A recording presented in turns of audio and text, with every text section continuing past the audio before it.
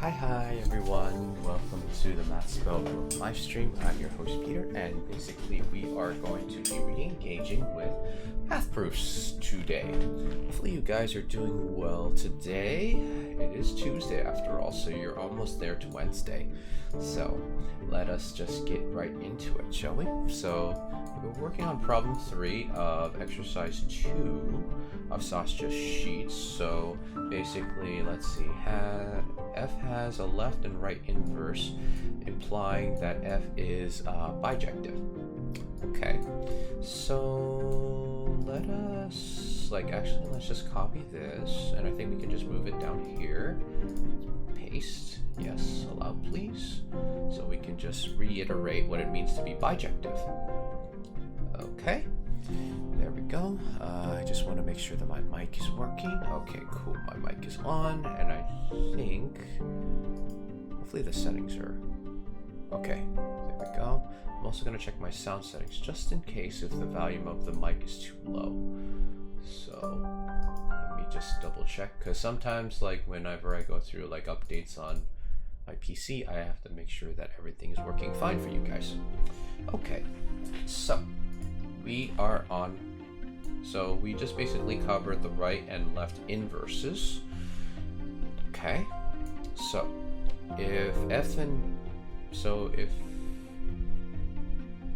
if f or a function is both injective and subjective. Okay, so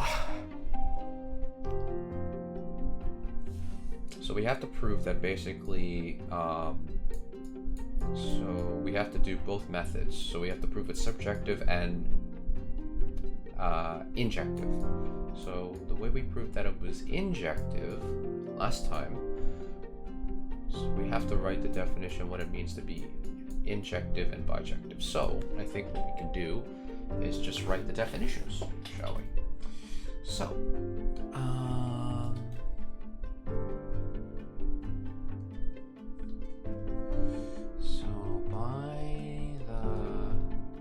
definition of a function being, oops, that doesn't look like well written, so being injective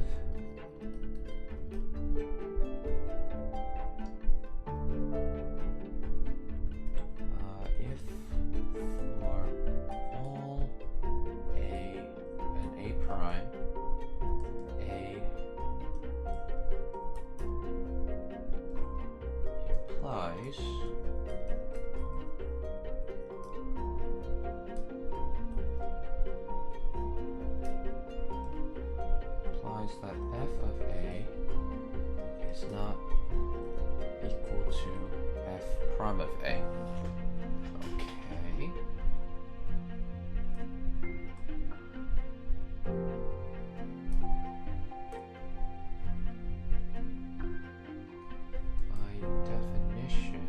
By the definition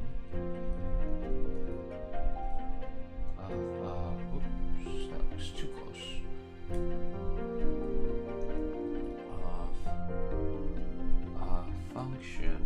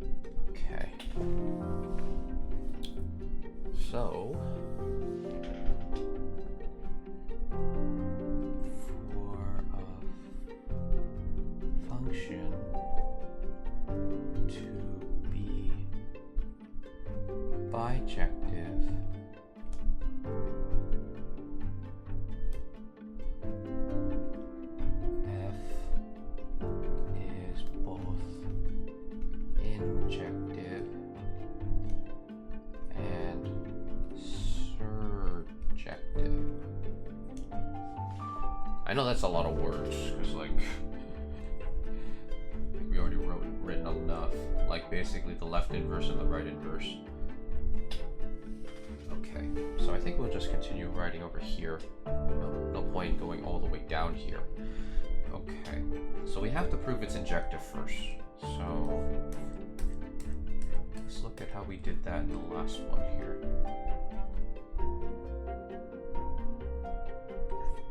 Okay, so I think we have to use the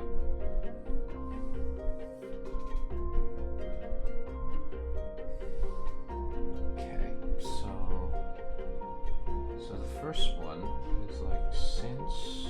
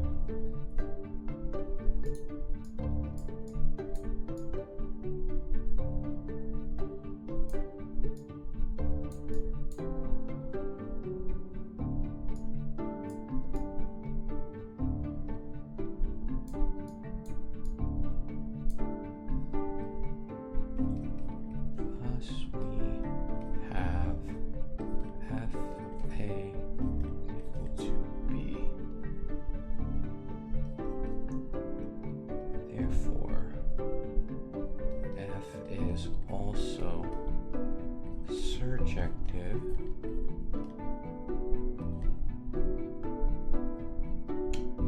and with F being injective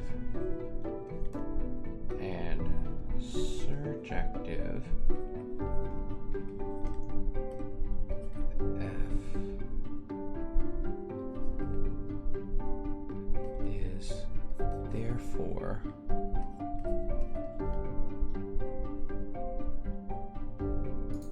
I should move this a little bit so you guys can see it.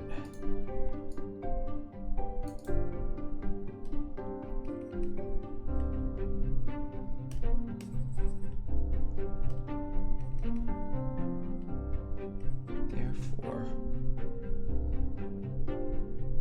bijective.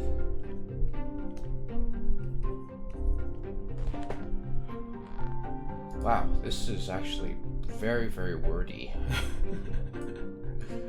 There's like I mean, I probably didn't have to put the definitions of injective and bijective in there, but I felt as if we had to put those there to basically help us along to like get to certain parts here. I mean, I don't know if this is completely correct. We can like zoom out so you guys can see the whole thing. Oops, that's too far. Yeah, so basically let G be let G from B to A. Hello, Omkar. What's the best part of your day so far, my friend? Yeah, we're like continuing on with our proofs here. So let G from B to A be the left inverse of F from A to B, that the composite function from G to F. I'm pretty sure there's one. You woke up this morning, that's one. You're also tuning into the stream, that's another one.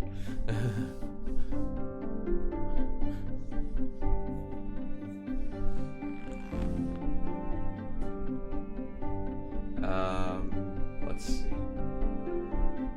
Yeah, see, there's always going to be one thing.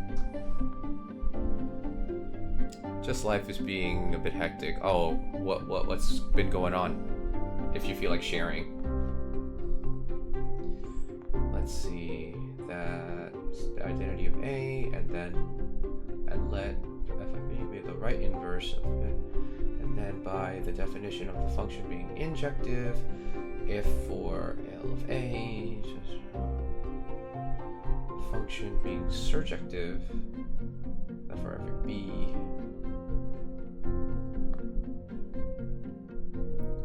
Oh hey Dennison, how are you doing? What's the best part of your day so far? Oh hello non-wizard. What's the best part of your day so far, my friends? Welcome, welcome, welcome in. Welcome to the beginning of new math, or should I say baby modern math, yeah. But I thought bijective is a word that you insert when talking about the inverse functions.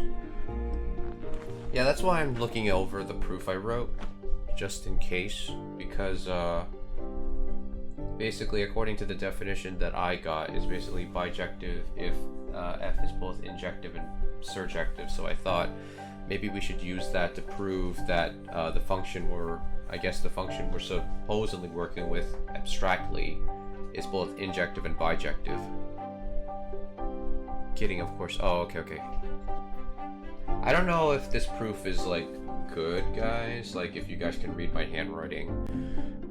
I felt like I wrote a lot. I actually probably wrote too much because I just rewrote the definitions of injective and bijective and surjective. And then I basically proceeded to prove that one is try to prove that it's also injective and prove that it's surjective.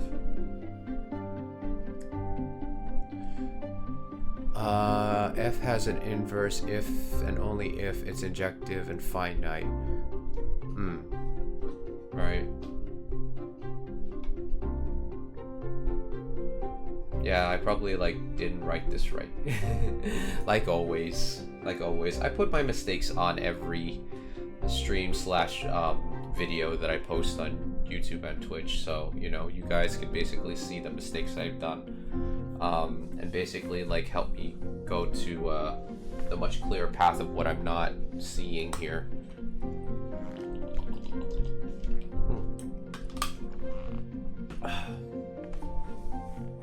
I mean, like once I'm able to understand like how to do math proofs efficiently, hopefully we'll be able to play with the universe with actual like physical laws and like just writing down I guess like the mathematical setup of how physical problems are applied. I think that's going to be fun, but of course I'm not at that level yet, so.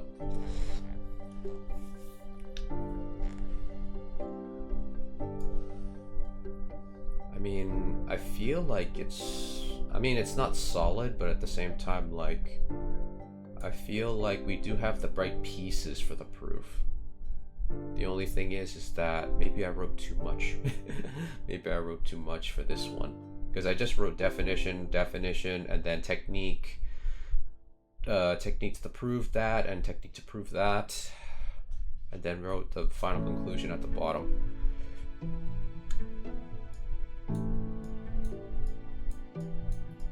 But you guys be the judge. I won't worry too much about the proof. I'm trying to internalize the DFN first. I would step back and visualize the proof skeleton. What's the DFN? Oh, maybe definitions. That's what you probably shortened it to definitions, right? DFNS. First, try to internalize the definitions first, and would step back and visualize the skeleton of the proof. Yeah, because basically what I did was like we created a left inverse, then a right inverse, and then basically after that we defined what it means to be an injective function and what it means to be a surjective function, and then we did the techniques that prove that it's an injective function, and did the technique to prove that it was a surjective function, and then we basically wrote the conclusion at the bottom. So that's basically how I structured the skeleton of the proof. So hopefully that is enough. If you're watching this on YouTube, you can basically comment down below on how I got this proof wrong, or how I got this proof like close, or how the skeleton of the proof is not really well structured. So, you know, you guys be the judge. Because I know you all are a lot smarter than me. But I feel like that structure is okay, I guess.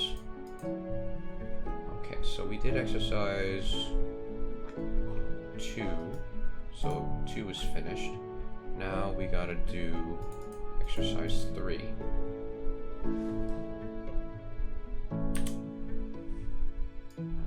Let's do this.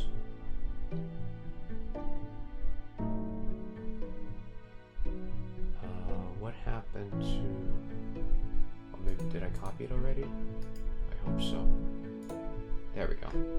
Yep, we copied it. Nice. Let's expand this. Make it bigger for you guys so you can see it. Okay, show that a function from A to B is subjective, then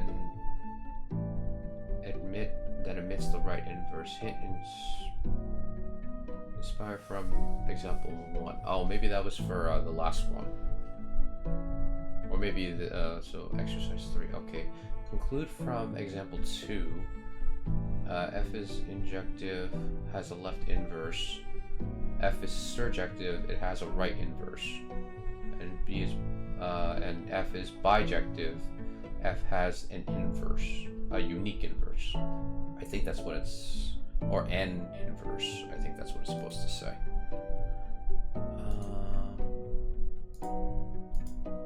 Maybe I'll make it bigger, so that way it'll be.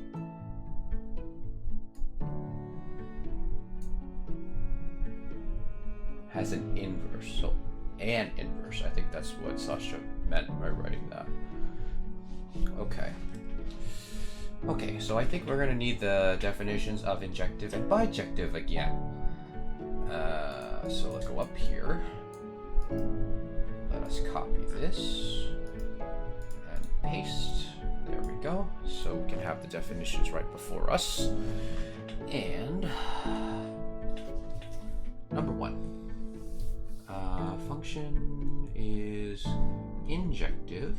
Oops. Is injective,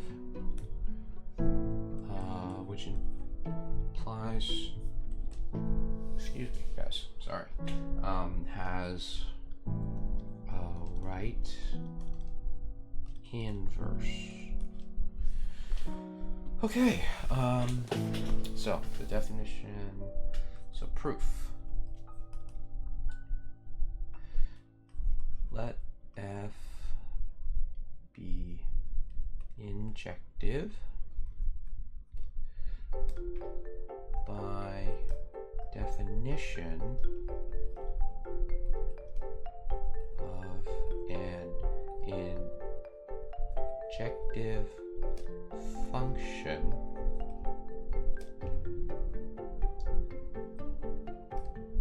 if for all a and a prime in a is not equal to a prime implies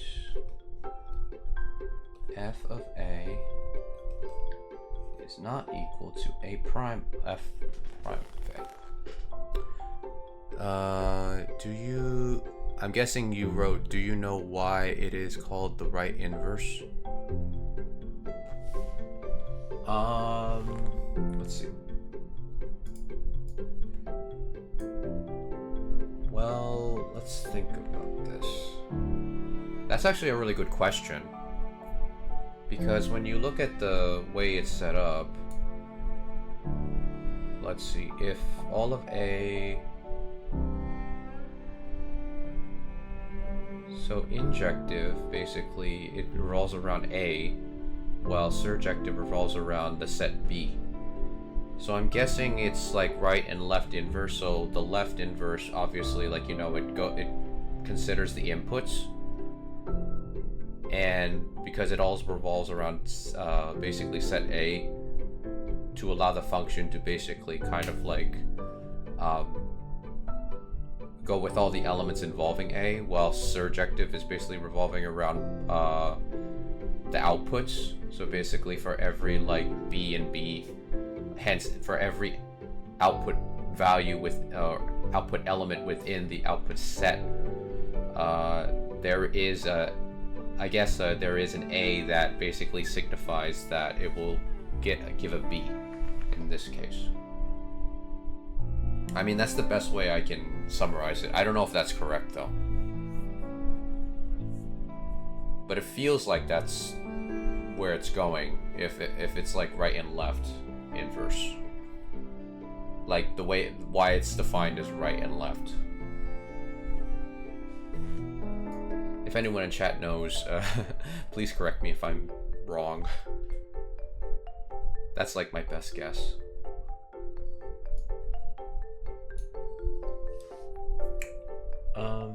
So where were we? Oh yeah. So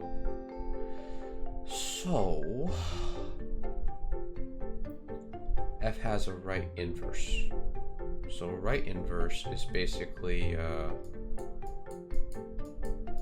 how we defined it for f, right? Yeah, so it basically let f be, oh, okay, so it's injective, and basically we have, so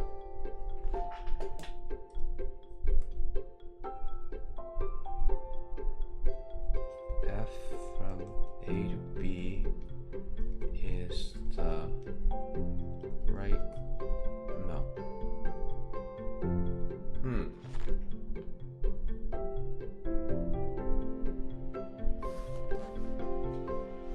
If you know group theory, we are dealing with S semi-group. Oh, okay. I'm guessing you probably see a relation between what I'm learning and what you're learning in group theory. So I'm guessing that's why you bring it up. Interesting. Very interesting.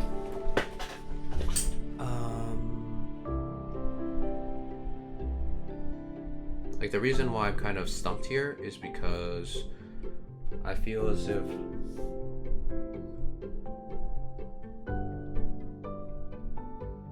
now I have to think about it for a second, because we have that as injective, right? So we have to use that to basically get us here. So I remember what Sascha just said is that look at the right side as sort of the challenge. So we have to show that basically it has a right inverse. So I feel like we might have to write things a little backwards from what I'm used to. F is left or right inverse if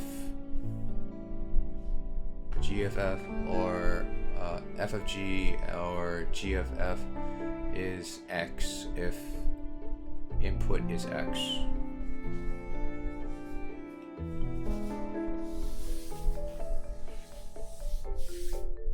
Huh.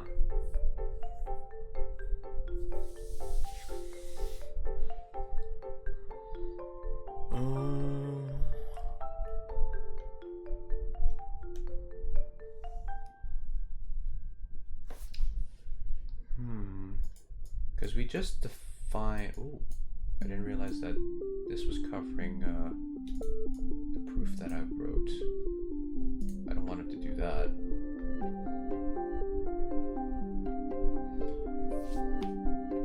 Okay, so let B and A.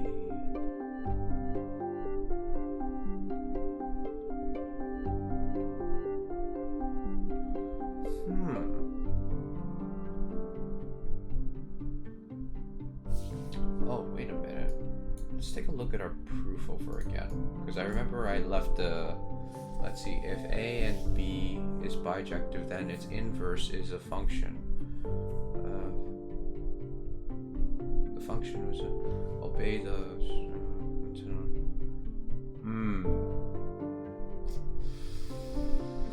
Maybe I didn't have to write the injective and bijective, subjective definition. Because according to this definition, function is bijective, then it's inverse. Oh no, then it's inverse function. And the function was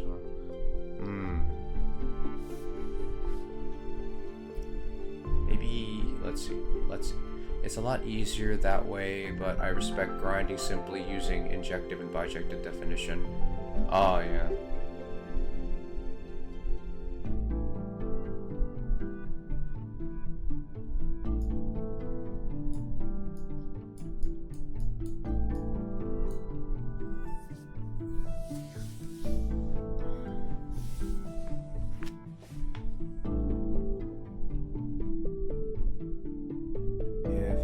F is left or right inverse if is x and input is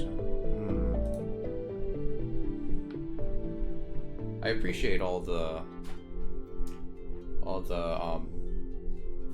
like little blocks of knowledge that you're giving us, Denizen.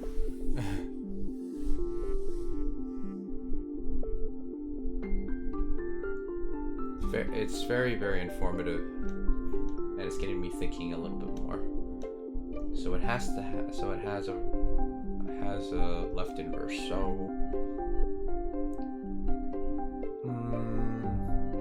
So we just have a function f now. So if that's the case, if it has a right inverse, we have to prove it has a right inverse.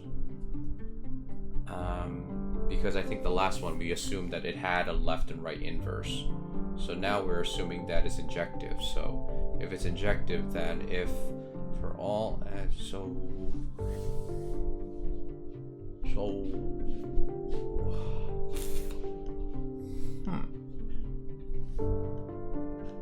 So if the function is from like set A to set B, right?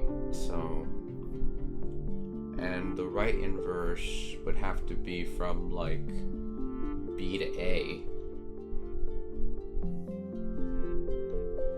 Do we have to use the definition of pre-image? That's the question.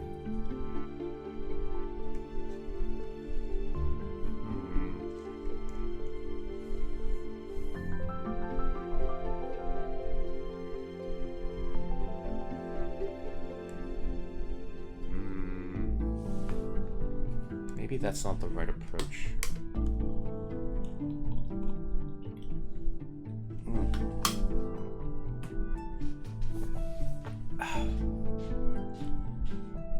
Let's see.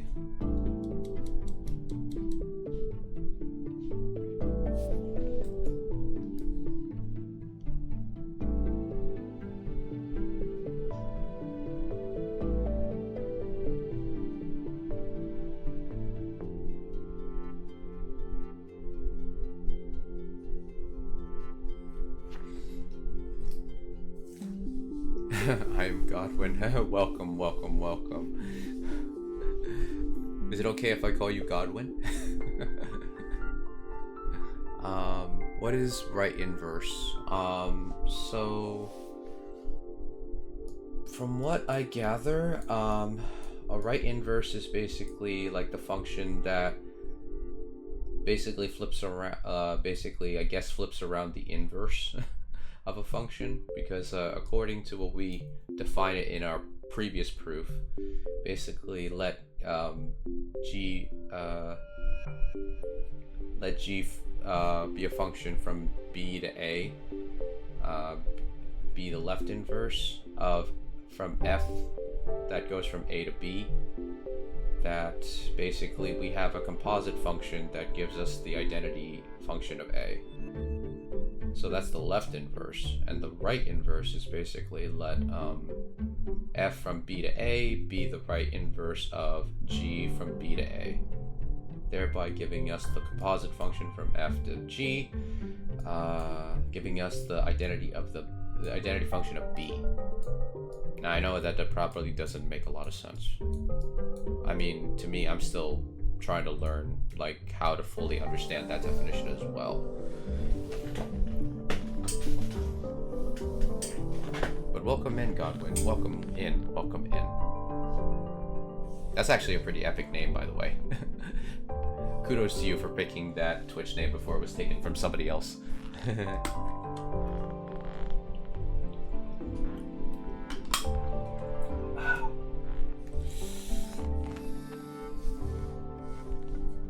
Okay, so now we have to prove that f has a right inverse. So if f is injective, so all of a and a prime, a is not equal to a prime, implying that f of a and is not equal to f of I prime. So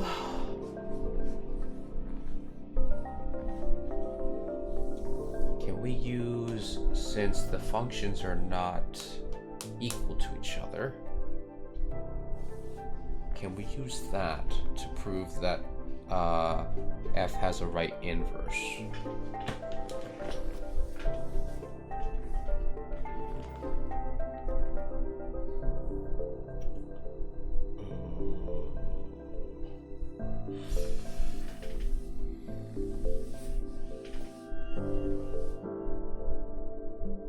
Maybe we also should write like the sets. So basically,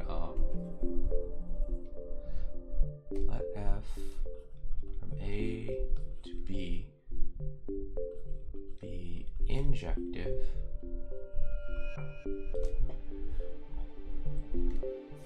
by definition. Oops, my pen. I hate it when that happens. Sorry about that loud noise, guys. Like, I backed my chair into like the side of my desk.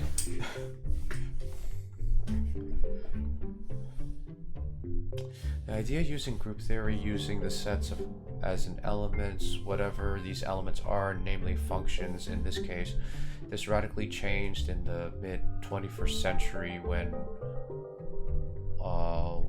Wald Halson thought we could use homotopy groups of spheres, paths of spheres basically. This leads to what is known as K-theory.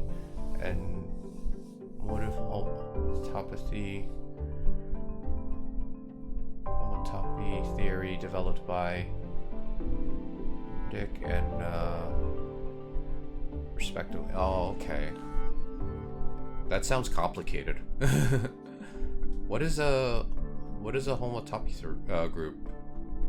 I don't think I'm familiar with that. What that is.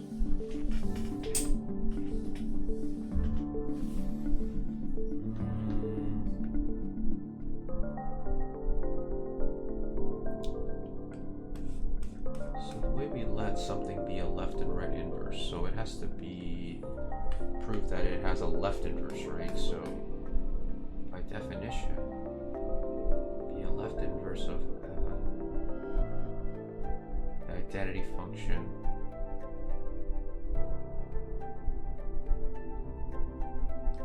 Identity function. Here it is.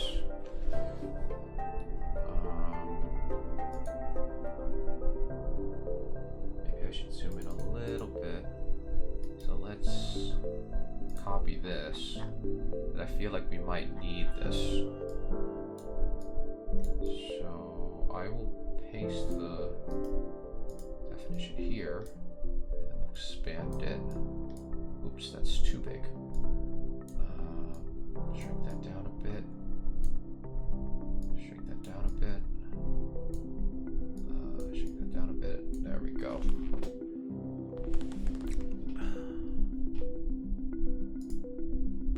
What is this?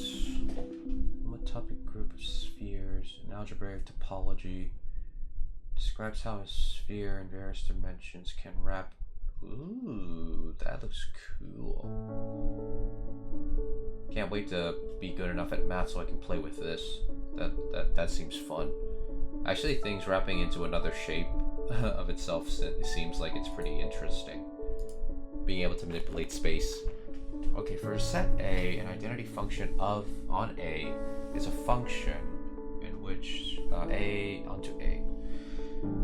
Defined as a identity function of x is equal to x for every x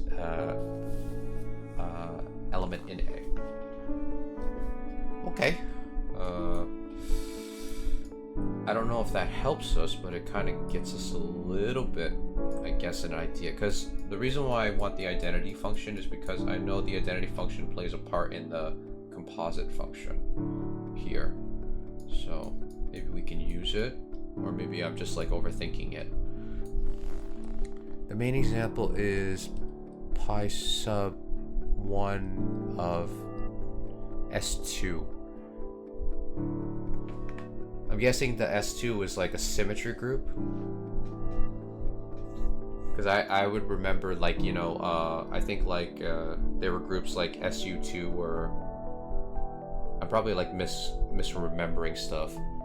I think like in physics there's like they were discussing that with like quantum field theory with like symmetries in group theory.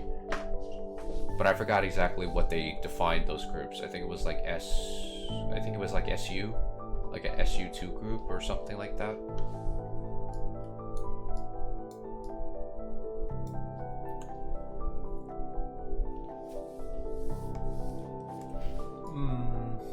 Oh wait, hold on. For a set A, the identity function on A is a function. Maybe we could use that, actually. So we can work backwards. Maybe we have to use the identity function to work backwards. Maybe we can do that.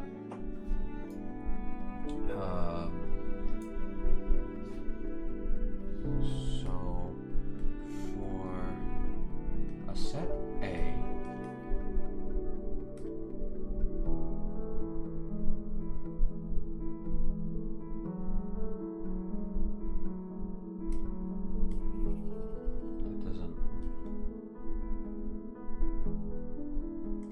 we have A here, so for a set A,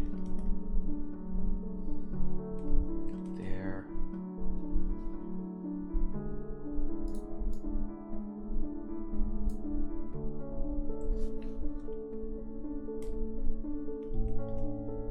is an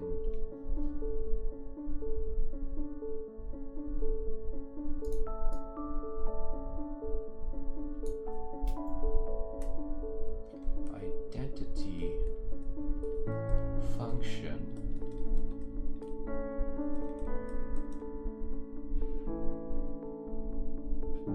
such that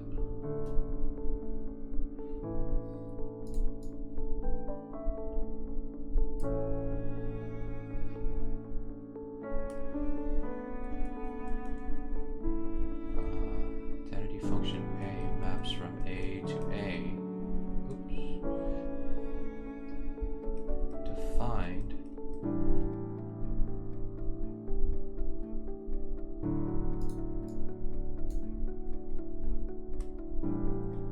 as equal A.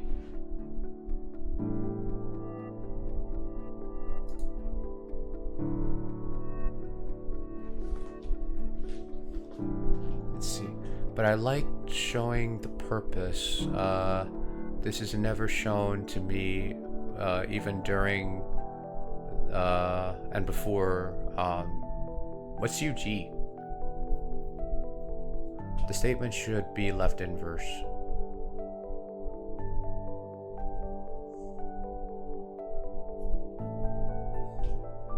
Oh, undergrad. Okay. What do you mean, Godwin? You mean we should just define what a left inverse is? Like after defining what an injective function is?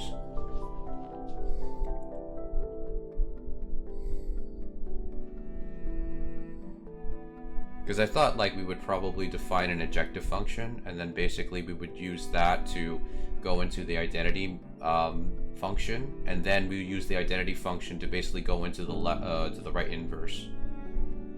Oh, maybe I'm writing the wrong one here. The wrong identity function.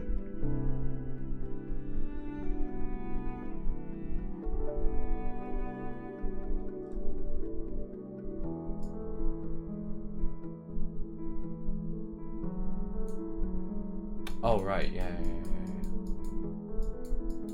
I forgot about that part. Yeah, you're right. Hold on. So F is injective, right inverse, and oh yeah, that's right. You're right. Yeah. It has to have a left inverse. Yeah, that's right. Yeah. Thank you for reminding me. I forgot about that.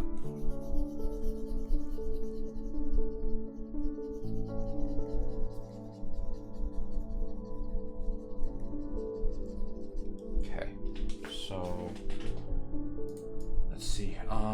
F is injective, and F has a right inverse. Okay. So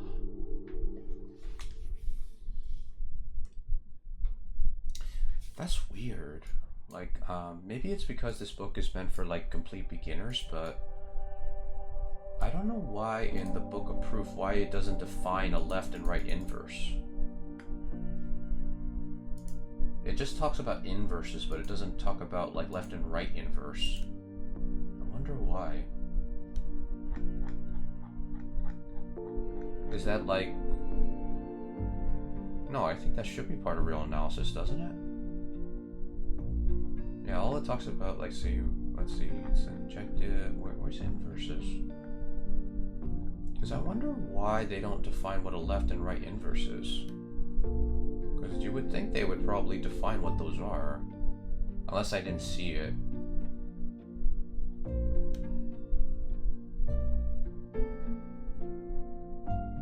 Inverse functions. Okay, here we go. Let's see, you may recall an injective, surjective, right? Do they define what a left and right inverse is? Let's see, given the relationship relation R from A to B, the inverse obtain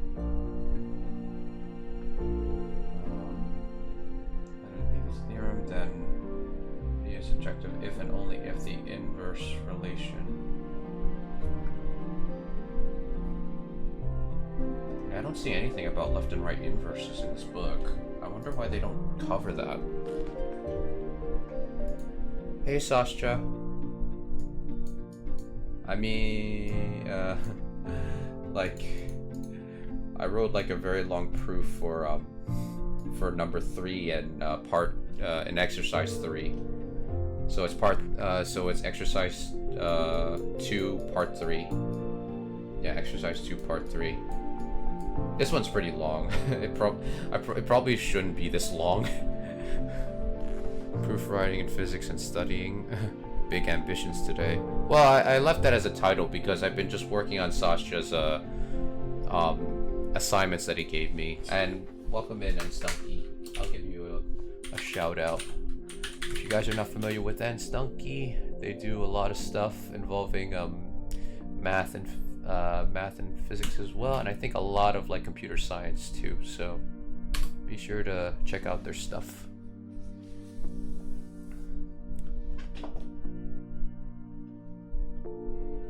Counting plus.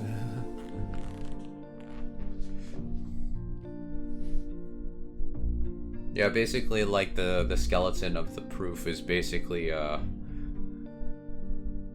give you the, what's that? Unless that's just a joke. On functions. Yeah, because I don't see anything about left and right inverse in this book that I'm using. And this is supposed to be like the most... I think this one is a very beginner-friendly introduction to proofs. But I think this book is only meant for like introductory proof writing classes, not like real analysis yet. But it's supposed to build up to allowing you to get into at least like the, I guess the quote-unquote basics of thinking about real analysis.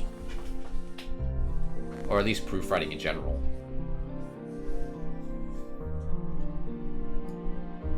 Yeah, basically the skeleton of the proof, Sascha, if you're like listening in, I basically defined what a left inverse is, what a right inverse is, and then basically just talked about the definitions of injective and surjective functions, and then I just proved each one within this. But it turned out that the proof got really long. Got super long. I was like, oh my gosh, that's pretty long. Okay, so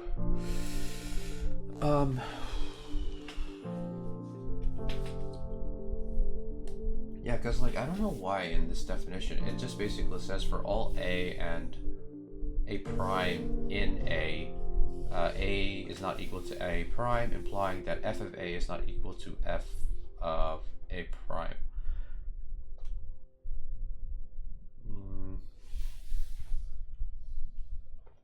Like, okay, so if,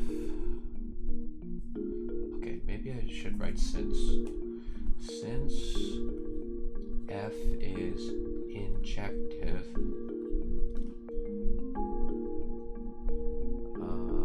f also has a left inverse.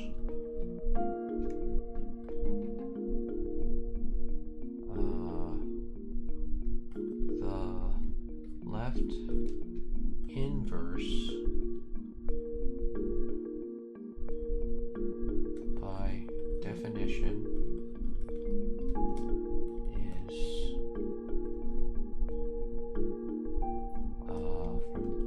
from B to A such that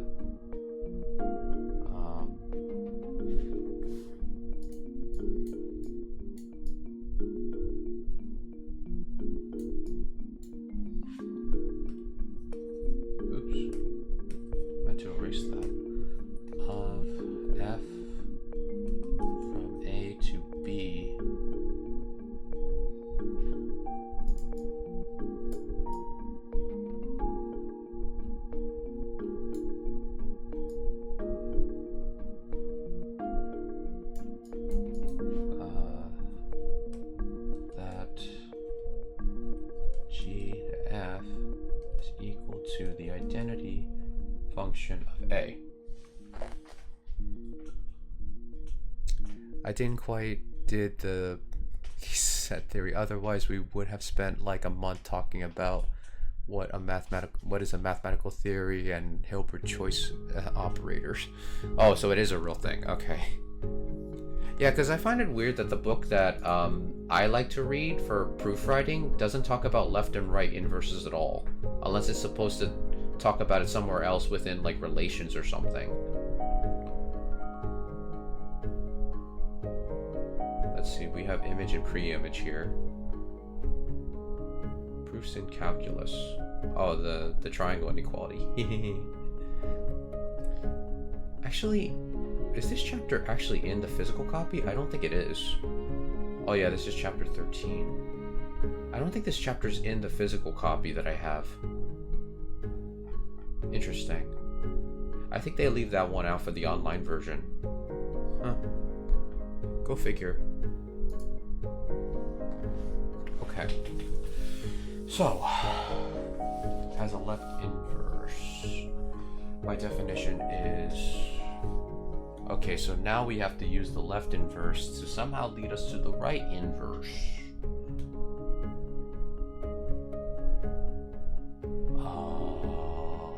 What's the bridge? Actually, I have to figure out what the bridge of that is.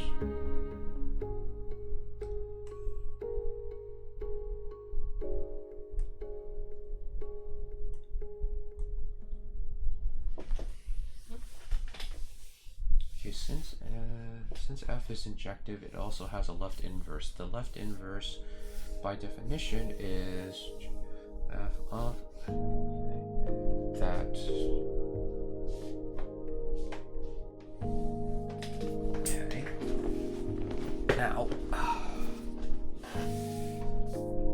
Now we have to figure out how do we go from here, because now we have to prove that it has a right inverse.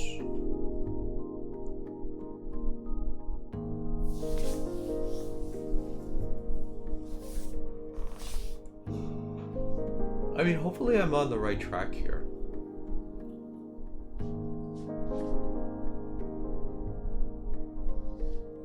I just have to figure out how do I use the definition of a left inverse, and how can I use the information within this definition to somehow lead us into building up to showing that f has a right inverse. That's like, I think that's like the deeper question here. But how do I go about doing that?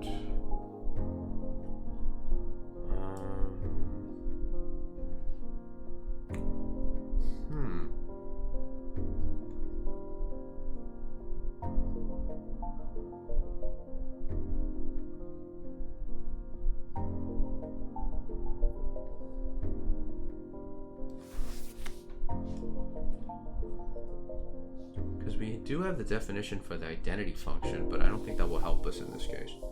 Because the right inverse, it's supposed to be the opposite involving b. Yeah, let f from a to b be the right inverse of g from b to a. That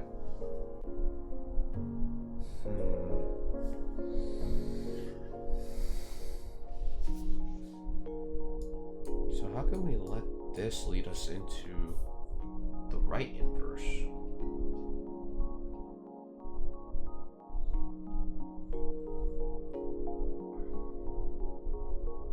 So for context, it was a group of French mathematicians during World War II who rewrote a big chunk of the known mathematics at the time from scratch, starting with the axioms of... Oh, okay.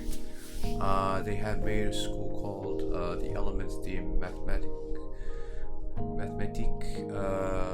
They are known to be very rigorous and quite general. Oh, okay. Interesting. Thank you for sharing that bit of history, Sascha.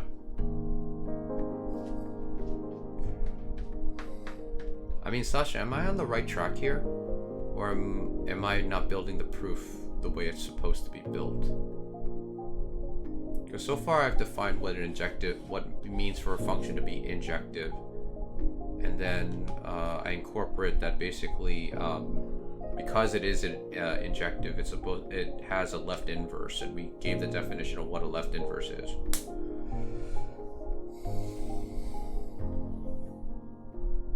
Now I actually have to use the left inverse as a bridge to lead us to the right inverse.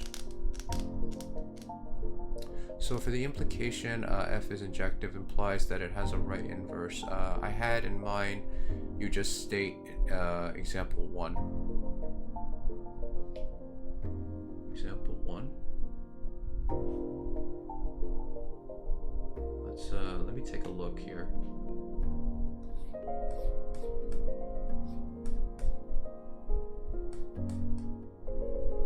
Example where? Here we go. Let f and b be a function between two non-empty sets. Show that f has a left inverse. Let a let b between. We show that if a is injective, there exists a. I mean, I wrote practically the same thing. I just didn't put that there exist. Maybe that's the thing I'm missing, I guess. But that's for the left inverse.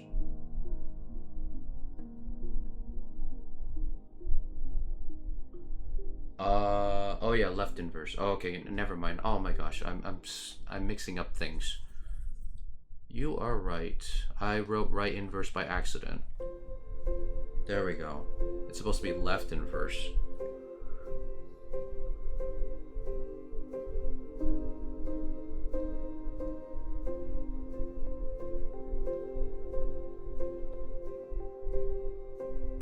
That's why I was so stuck. I was like, wait, am I getting this right? For your context, MathSpellBook, since there are many deportations made by our Dutch friend, Dre, was also, I think that's destined or designated in Finland on his way to the U.S. since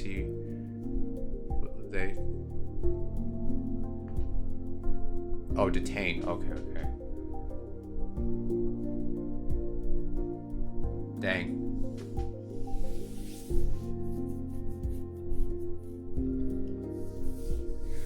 That's pretty extreme.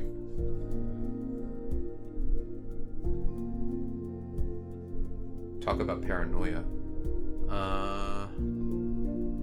So is injective. It has a left inverse in the. So.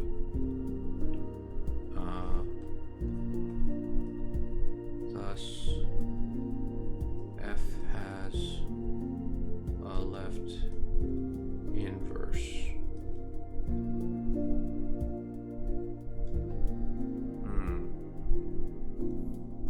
He was part of the. Oh, okay. Honest passport. Oh, okay. Interesting. I was like wondering where you were going with it. I was like, why is this? Like, what is this leading to? And then like you put it out already. Thank you, Tennyson, for that drop of knowledge there. Since f is injective, it also has a left inverse. The left inverse, by definition,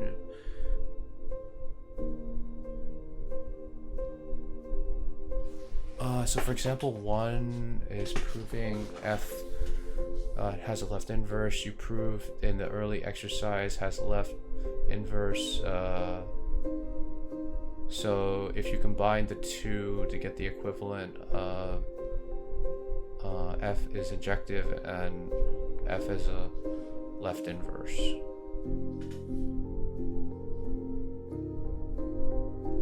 So did I actually provide the proof, or is my proof like not good?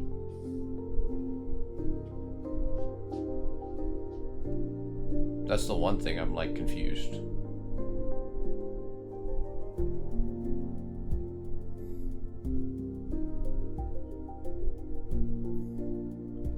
I used to do my proofs like that too, but then I became more informal. For instance, we got to put definition of injectivity, WTS, put definitions on the left inverse here, and I'm guessing that means you wrote and gone from there. Is that what you meant to write, Denison? And what is WTS? Go on from there. Oh, okay. Gotcha. So the proof is just stating example 1 and the exercise you proved earlier. Yeah, okay. Yeah, because I remember in example, I remember in part 1 of exercise 2, we had to show that it has a left inverse, thus it means that it has to be injective. And so we did that by basically showing, so when it's injective, we provided the definition for what it means to be an injective function, which is what we did. And since f is injective, f also has a left inverse. The left inverse, by definition, is there exists. Well, actually, I only put that there because you put that there on the paper. Is that g from b to a of f of a to b, that is the composite functions from g to f, is the identity function.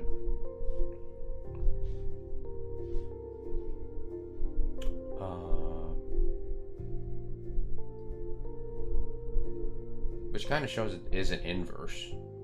So thus, f has a left inverse. I mean, I feel like that proof it's okay, but it's not very elegant. I mean, the way I wrote it. I mean, I feel like it does explain things, but I don't know if I have flaws in my logic there. In order to show, which just have to show, which we already did. Okay, so I'm guessing what you meant by that is that we already showed everything. Okay.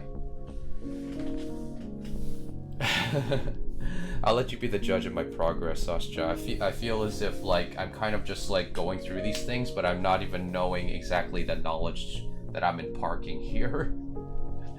It feels as if like I probably just like, oh, I'll just plug this thing into this thing and this thing into this thing, and somehow it works. That's usually how I'm feeling when I'm doing this stuff.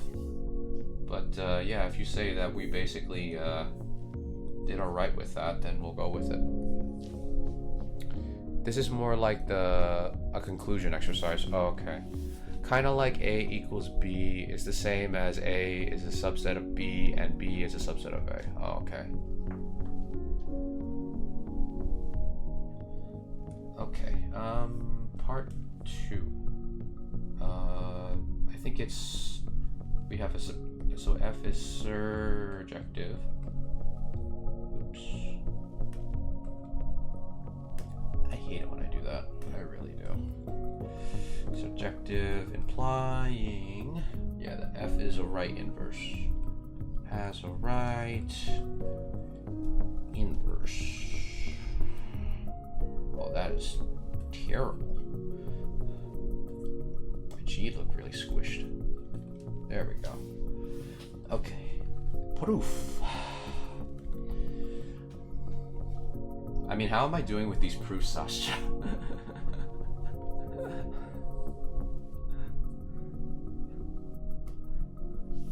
I feel as if like I'm just basically just writing words down and I'm not knowing exactly fully aware of what I'm doing, but at the same time it's like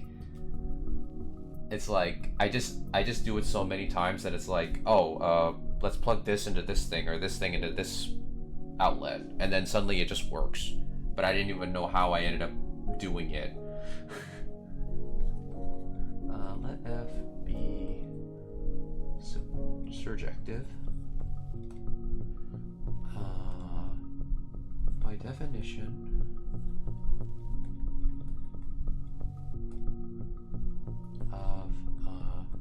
surjective function.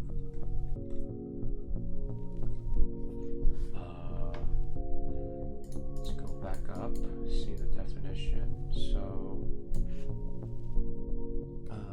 if for every b in B,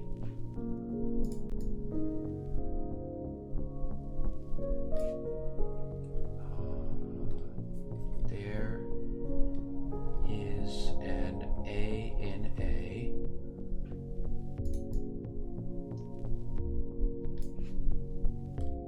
with f of A equal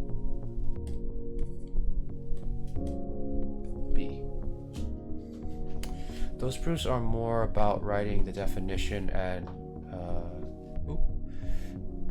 using your noise to figure out what will get you to your goal. I mean, I feel like I'm sort of slowly kind of getting, like, I guess more ideas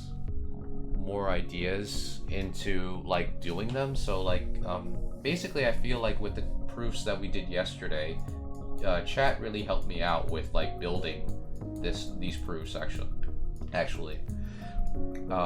You guys really helped me build these proofs because I feel as if like I didn't do much. I just basically followed your guys' instructions.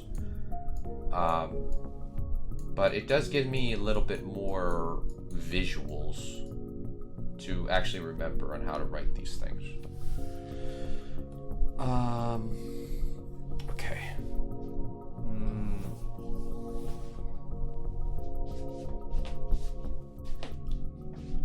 Okay. So we have to show that it's a right inverse, and a right inverse is basically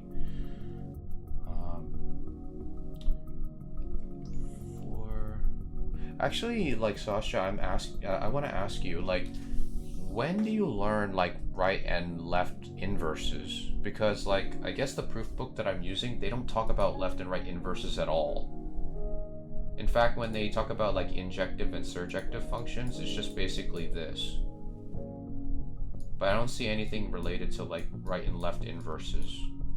Like, is that part of real analysis, or is that like something you're supposed to learn in the intro to proof course?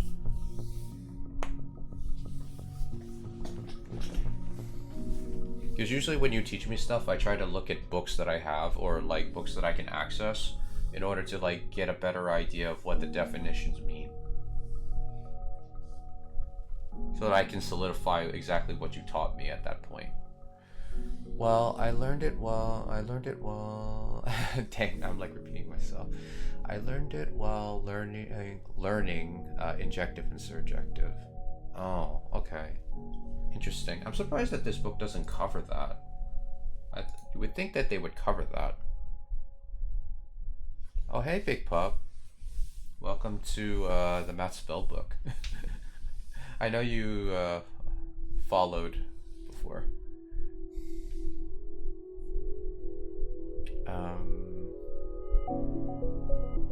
Where was I? Oh, yeah. Welcome back, Sascha. Yeah, we're doing like proofwriting mainly, Big Pup. I'm basically doing math assignments from my friend Sascha, who is the Calico Cone in chat. Okay, so for a function to be surjective, it must have a right inverse. By definition,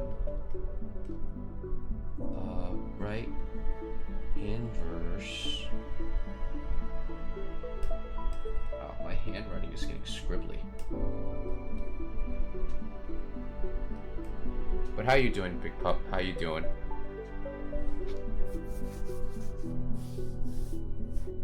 No problem. Welcome back. Welcome back. But how you doing, Big Pup? By definition, a right inverse of a function is f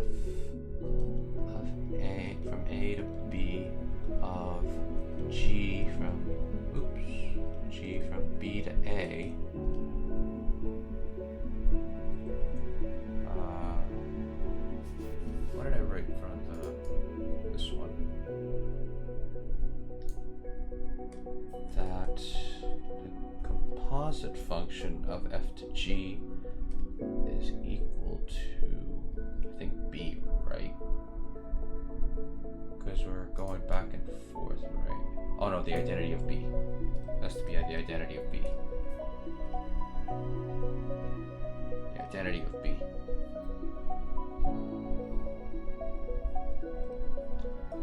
Therefore, f has a right inverse. You doing good? Good, good, good. That's good to know. Yeah, we're just doing a lot of abstract math. Well, mainly like beginner abstract math. Okay. Now we gotta do bijective. I think you can skip 2, 3 for now. It required you to show if f is surjective and then f is a... but that might be too technical for you at this stage. The idea of the proof is basically to copy what I did in example 1 with the axiom of choice. Oh, okay. I didn't even use the axiom of choice. I just basically just wrote direct proofs everywhere.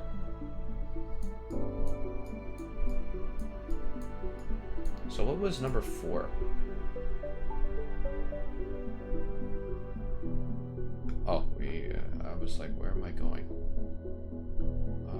Example 4. Oh, well, actually, exercise 4, I should say.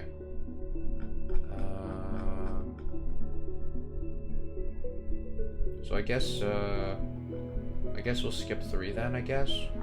Because it's kind of restating what we did. I have been making a D&D campaign. Oh, nice. Nice. That's good. Okay,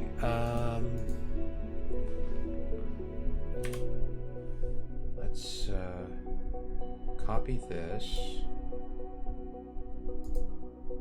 then paste it like here, then we'll make it bigger, like that, then we'll just move it around. Okay, let f and f be f from a to b and g from b to c be a function, and x is a subset of a, and c is a subset of c. Okay.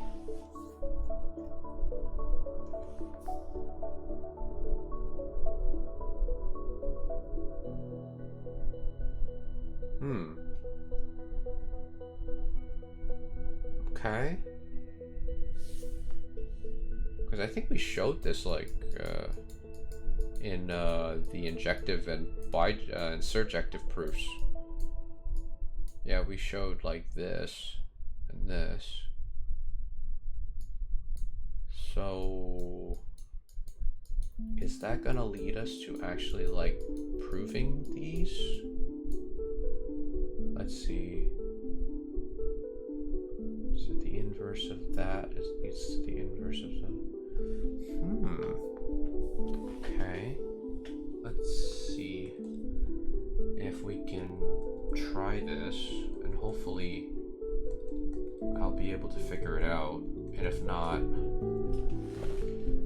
we have reliable chat to give me hints. To give me hints on that.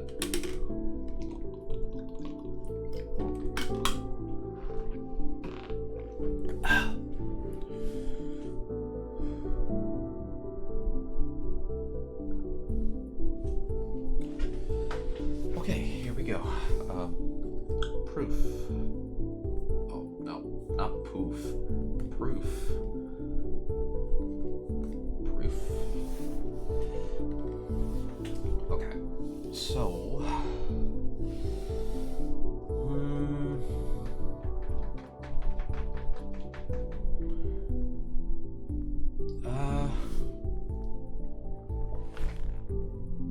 maybe we have to get the definition for composite. That might, because we're actually defining composite. Here we go. So copy, and then we'll paste you right here. Move you over here. Expand. Well, maybe that's too big. Shrink it a little bit like that. Okay. Okay. Here we go. So suppose that f from A to B and g from B to C are functions with the properties that the codomain of f equals the domain of g.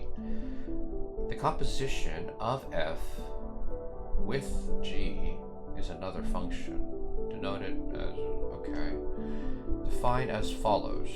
If x is an element of, if x is in A, then the composition function of g, f, therefore sends the element of A to the elements of C. So, g, okay. So, we already have, like, at the beginning, basically so we don't have to write that bit.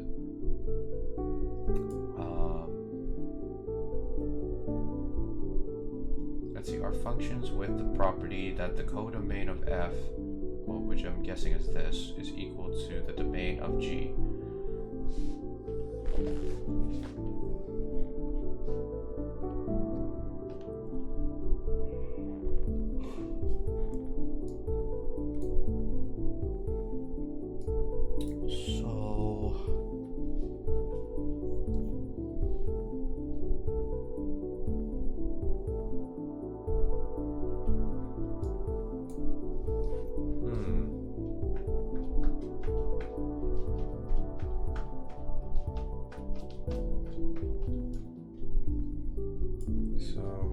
Function A, x is a subset of A, so maybe we need to use x because x is revolved around here, so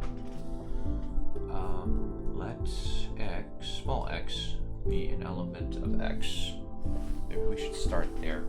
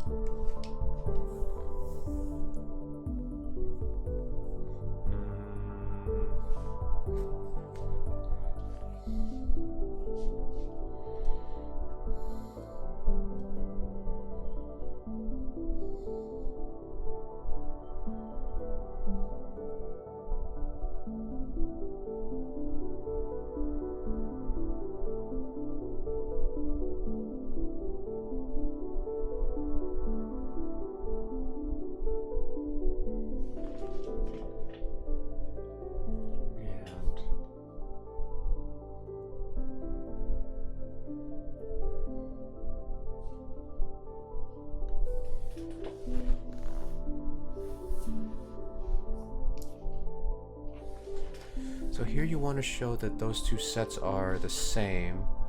So you do it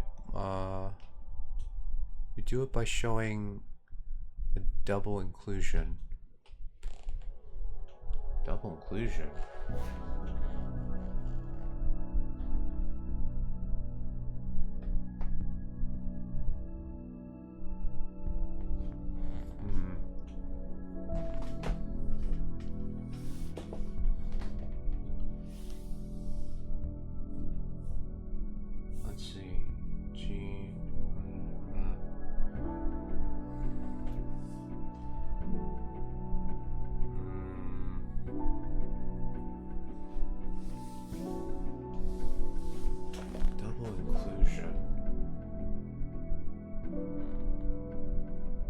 So what does it mean when the two sets to be equal?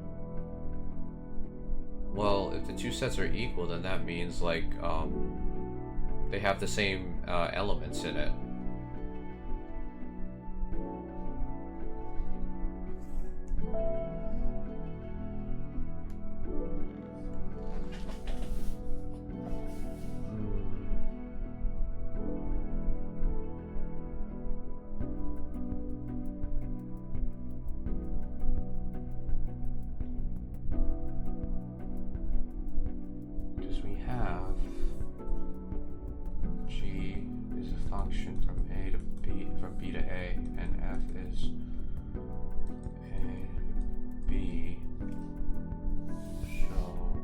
Well, actually, no. It's supposed to be from B to C.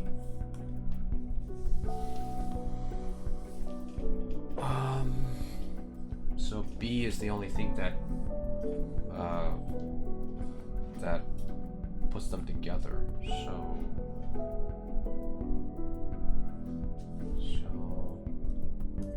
maybe we can do this.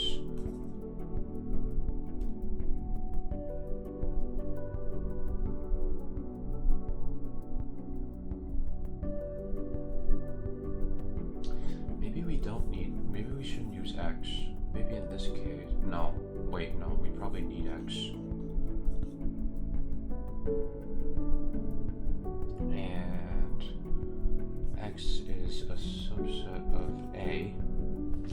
So X is an element of A. So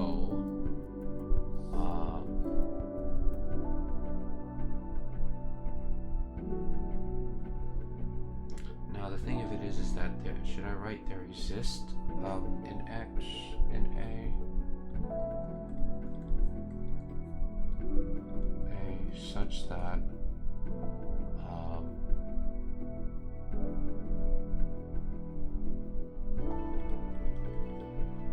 f of X is equal to B, which is an element of B.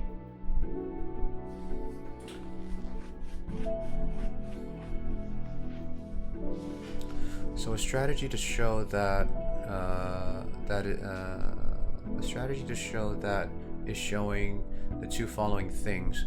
One, any element of g of x is also an element of g f of x.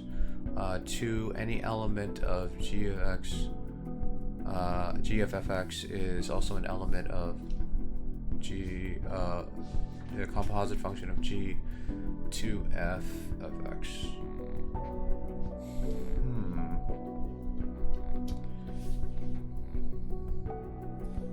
I mean, what I wrote so far, am I on the right track or am I just going very far?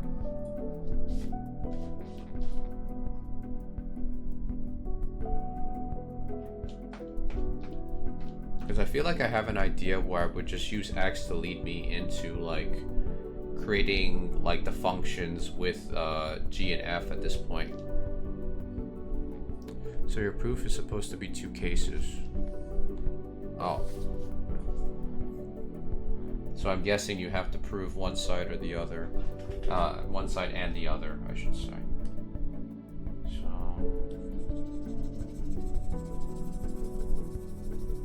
So this is not right then.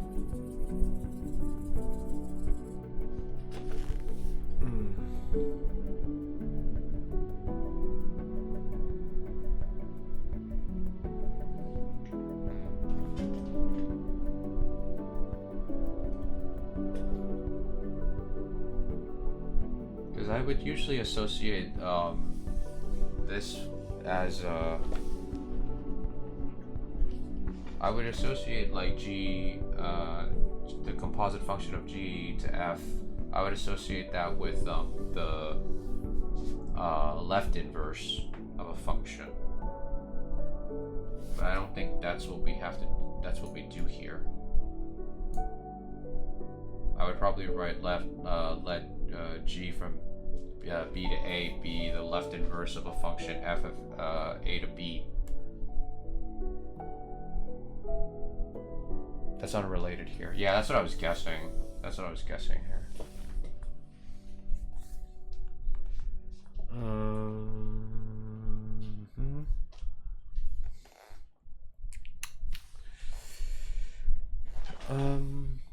So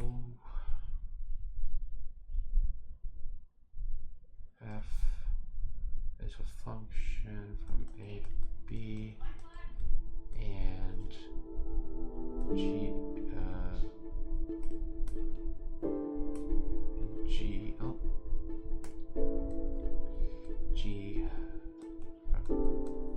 B to C. We have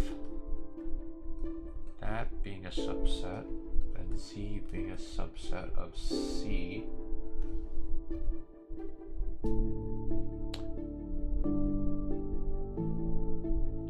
G after F, okay.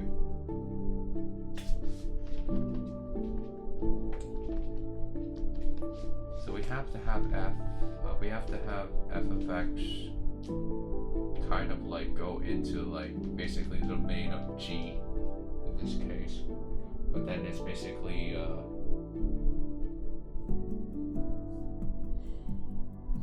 so it's two cases, so we'll just write two cases. Prove G X, prove G F of X.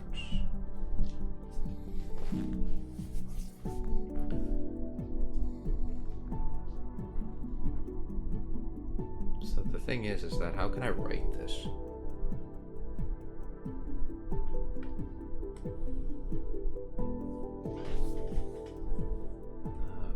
Proof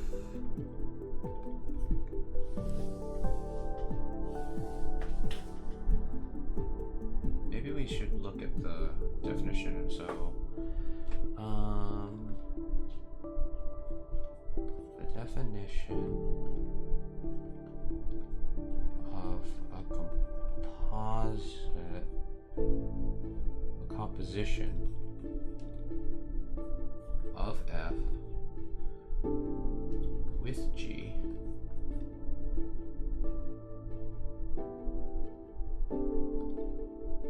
if A is an element, X is an element of X, then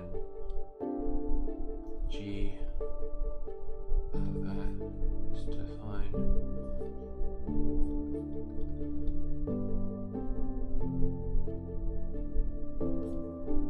therefore G of F sends elements of A to elements of C. So G F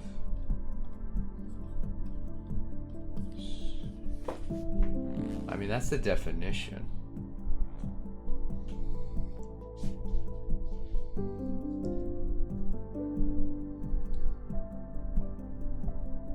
If X is an element of A, then G after F X is equal to G F of X.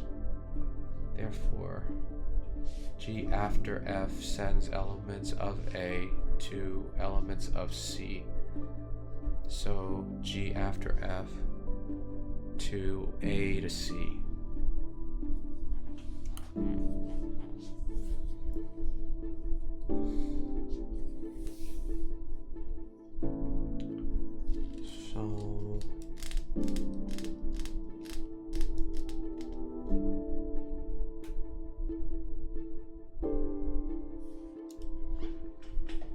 So one is equivalent to say that G after F of X is less than FG of X here. Oh, it's a subset. Okay.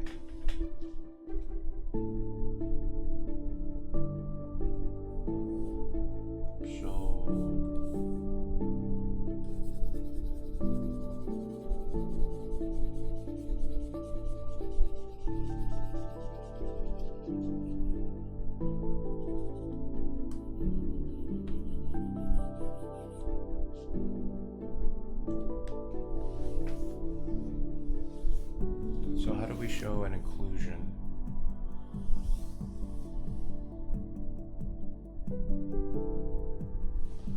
We'll just write this. Oops. Is it a proper subset or is it just a subset?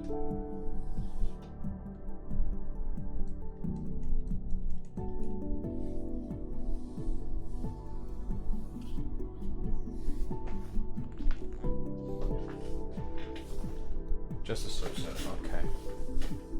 So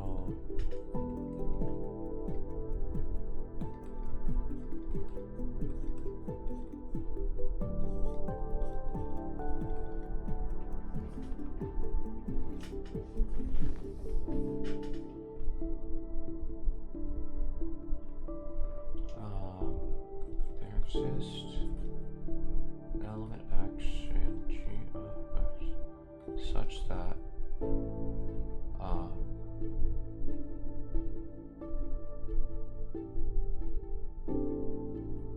such that x is equal to G of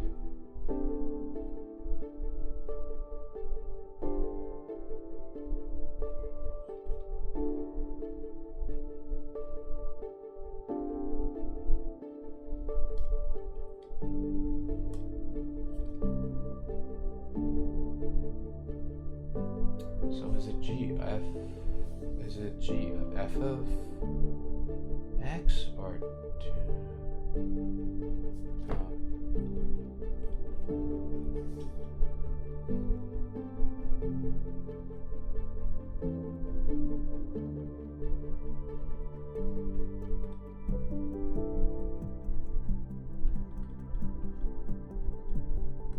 since is equal to, which is an element of,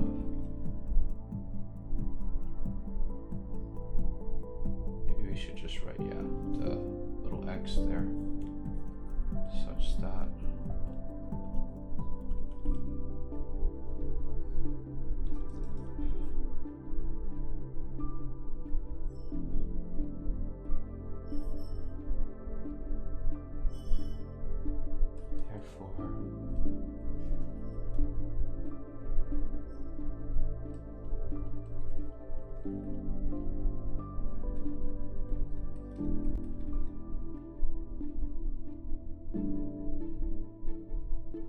oh, I forgot to write case 1.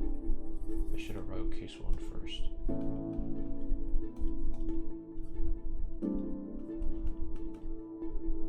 Case 1. Case 2.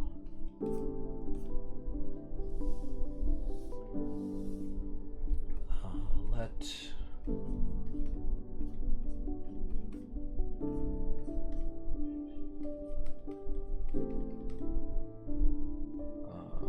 there exists x in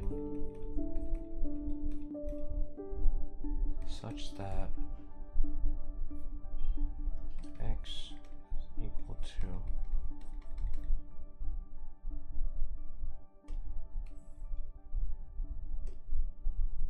since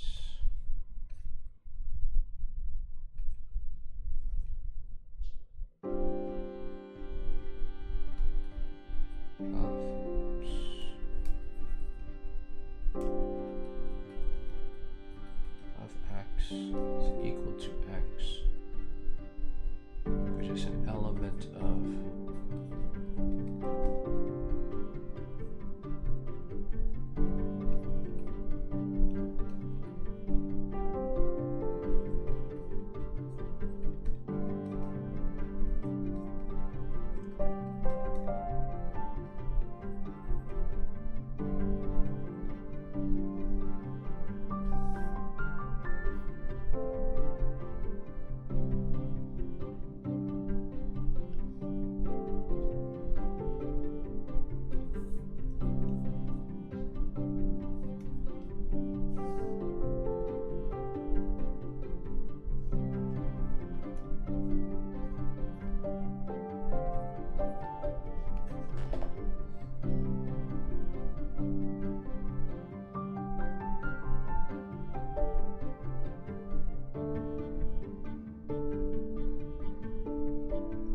okay, so how's that?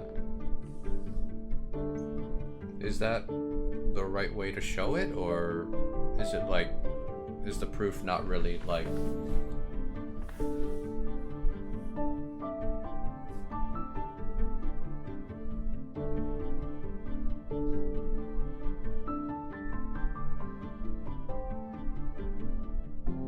okay, so what did I do? What did I do wrong in that section? In this section, I think. Yeah. G is not a left inverse of F. Okay, so...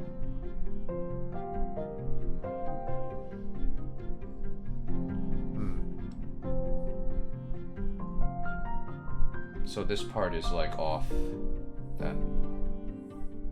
Like these two parts.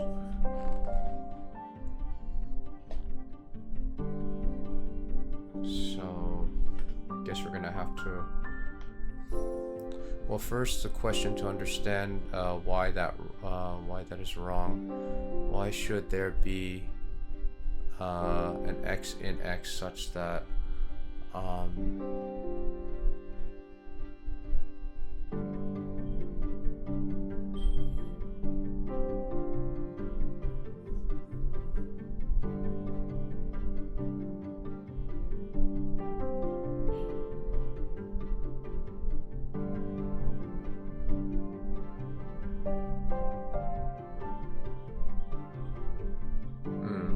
yeah.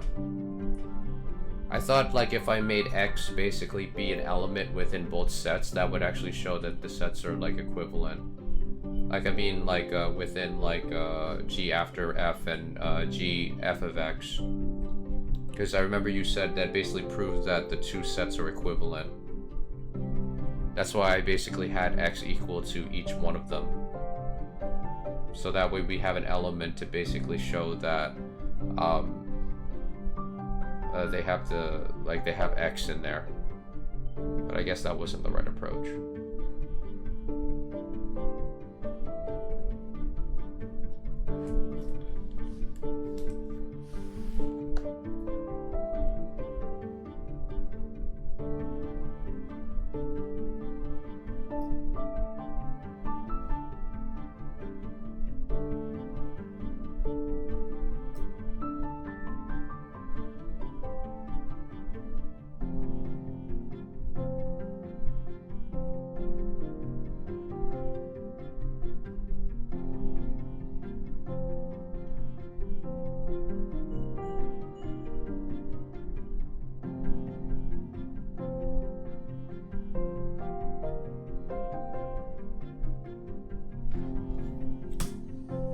Here, g of f is an element of c.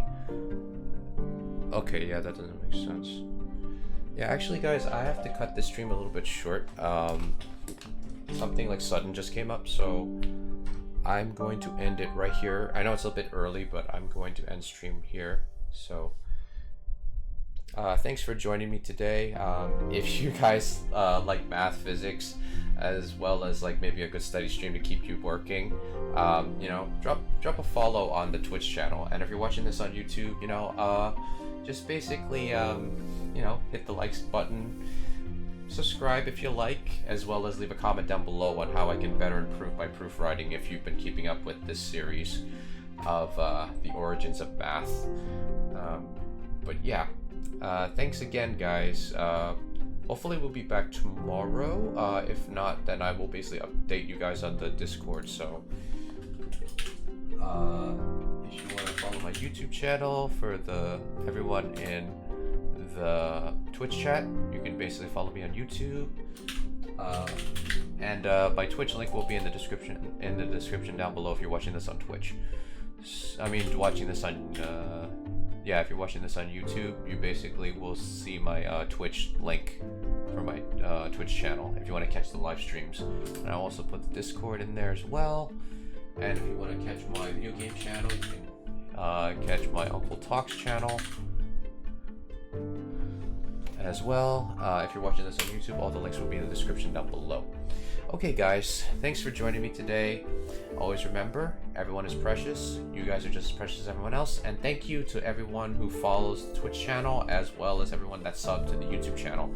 So take care, guys. Bye-bye.